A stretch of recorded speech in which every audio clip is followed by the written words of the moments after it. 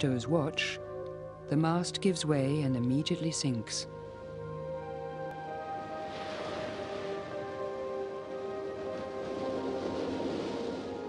A year later, the product of determination is ready to leave La Rochelle shipyard. Alcyone, 120 feet in length with 2 turbo sails, makes a successful crossing of the Atlantic to New York.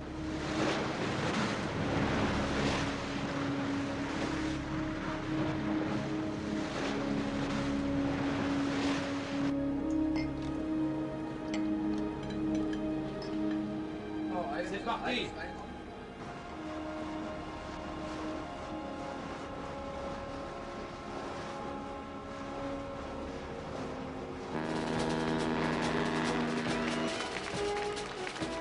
Of New York.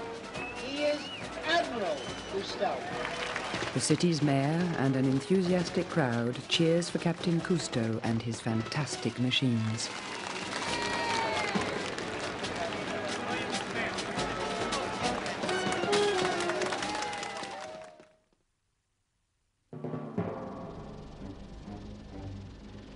To better our understanding of seawater, we have to trace the element to its sources. The fresh water that flows in rivers and streams after falling from the clouds as rain. At the mouth of the Amazon, Cousteau sets out to film the phenomenon of the bore, or tidal flood. A long straight bar of surf blocks the river entrance, then rushes upstream at breakneck speed. The waters are locked in a titanic struggle which destroys everything in their path.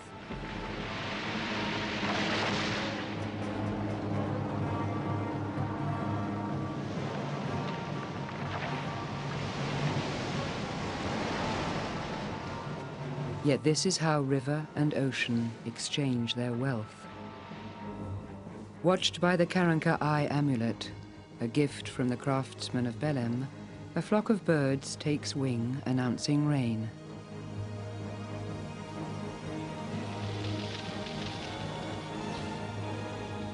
It's a tropical storm, a drenching torrent from the sky, 1,000 cloudbursts. It can cause 30-meter floods. The river has no levees, and when it returns to its bed, it always leaves behind a few surprises. This 10,000-ton ship will have to await the next deluge. With the Amazon flowing 20 meters higher than usual, Calypso cruises the tree trunks. I go for a swim in the submerged jungle. I visit the foliage and vertiginous canopy which is usually the domain of parrots and butterflies.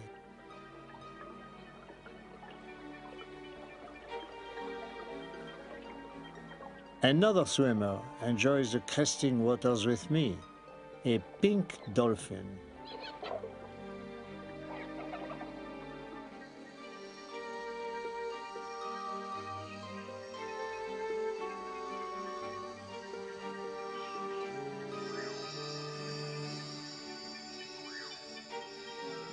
The untamed river has captured the Amazonian jungle to the mutual benefit of each party.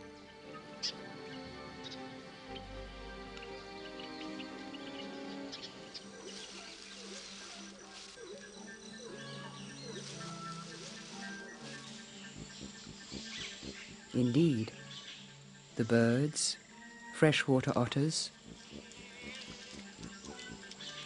snakes, and other busy water dwellers seem satisfied with the situation.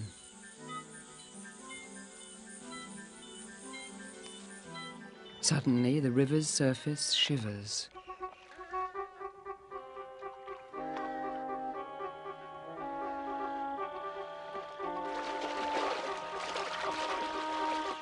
An everyday sight in the wild world of nature. Michel Deloise's curiosity is piqued.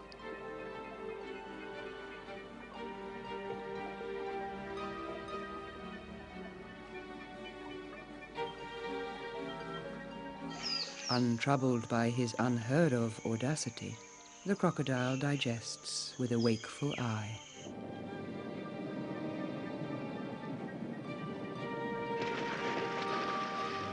Another giant, the Mississippi, winds lazily through peaceful farmland. My wife, I said, your little leg didn't in St. Louis. She said, what happened? I said, well, we had a little beef.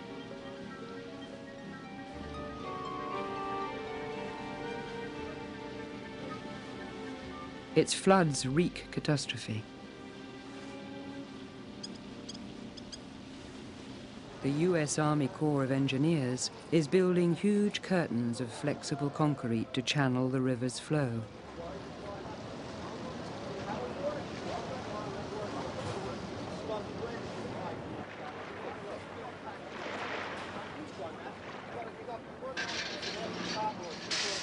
This colossal job is far from completion, and there are doubts as to its ultimate efficacy. Moreover, the long-term impact it will have on the delta is as yet unknown. Domesticating the water also means harnessing the energy produced by the Great Falls, the Niagara in North America and Iguazu in South America. We have no idea of the influence of high-density inhabitation of such natural water bodies as the Great Lakes. When the Cousteau team penetrates the canals of Florida, which crisscross the expanse of wetland known as the Everglades, and reach the St. James River, they are awed by the wealth of aquatic fauna.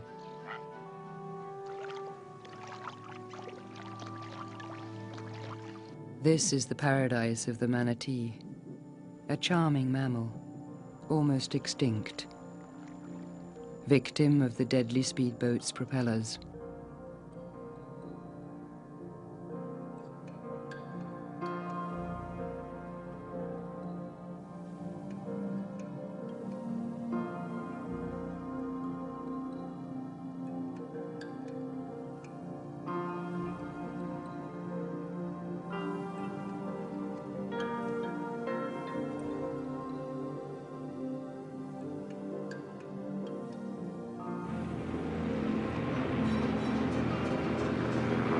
I have known water of every sort, but this time it will be the bitter water of tears. My son Philippe was my closest companion. His skill and personality, so similar to my own, made him my equal, my partner. At the controls of his hydroplane, he participated in all my expeditions. One day, above the Tagus River, Philippe's life abruptly ended.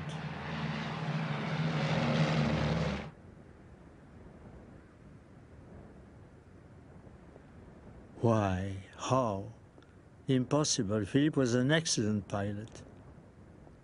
A poorly latched hatch on the nose of the plane had just annihilated my beloved son and a part of me with him.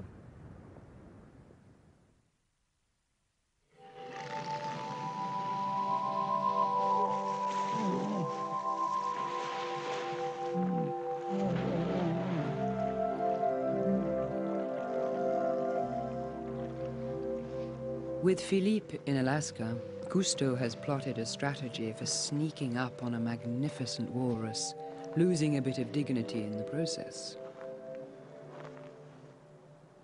Spare us the pathetic sight.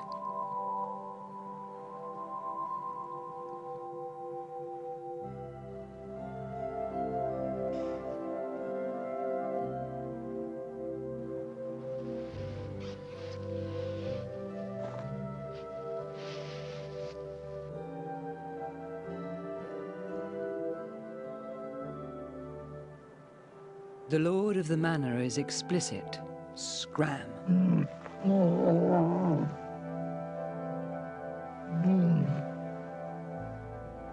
A fellow member of his species who has been watching the proceedings suggests they go underwater together.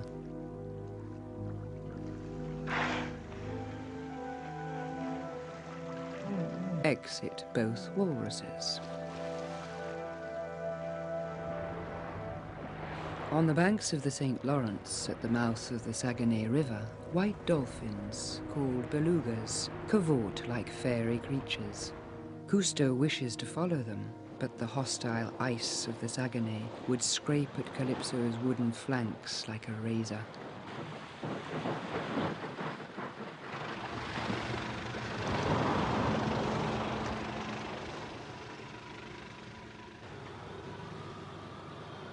Warned by the helicopter, Cousteau and Falco decide to turn back.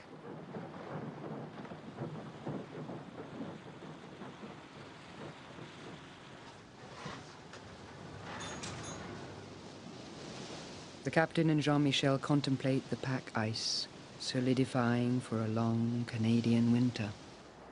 From the great expanses of the north to the tropics, Calypso's stamina has been sorely tried throughout these first 40 years.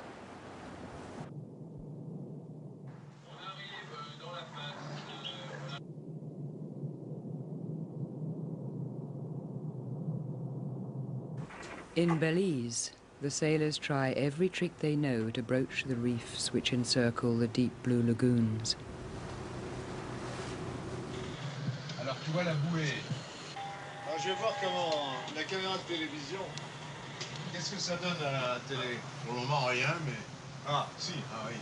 Il ne doit pas y avoir beaucoup d'eau sur la quille.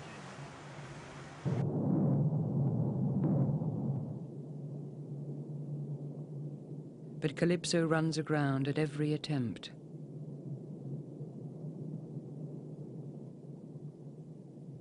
And it is only after painstaking maneuvers that the single channel leading into the pools will be located.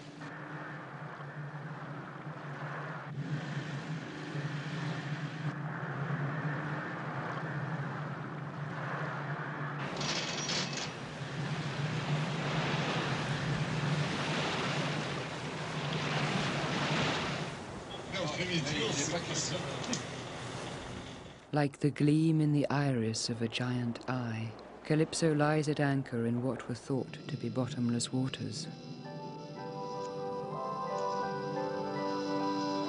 A plunge with the saucer has enabled divers and scientists to demonstrate that the floor of the lagoon was once the roof of an immense cave which collapsed 6,000 years ago under the combined effects of rain and erosion. The hole is 120 meters deep.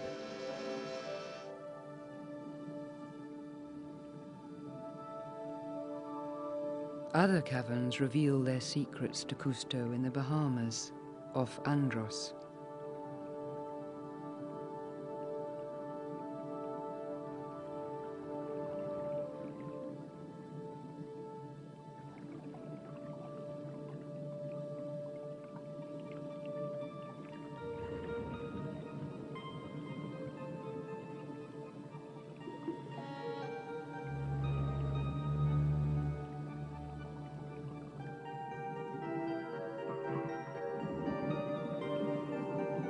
A narrow corridor 200 meters long leads into a cathedral-like chamber decorated with stalactites and stalagmites, sculpted by the limestone deposits left by runoff from rainwater long ago.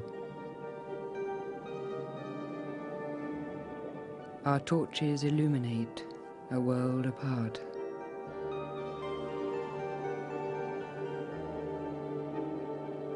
These secret palaces were never meant to be gazed upon by human eyes.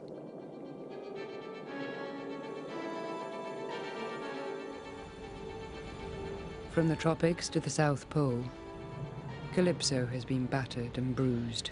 In Antarctica, a heading is set through the pack ice. Walls of ice crash into the water as the expedition advances. Everything is adrift. The ice shudders, creaks, and rips asunder. An irresistible curiosity urges us on. We must visit the inside of an iceberg. The wild venture will become a milestone in the history of the Équipe Cousteau.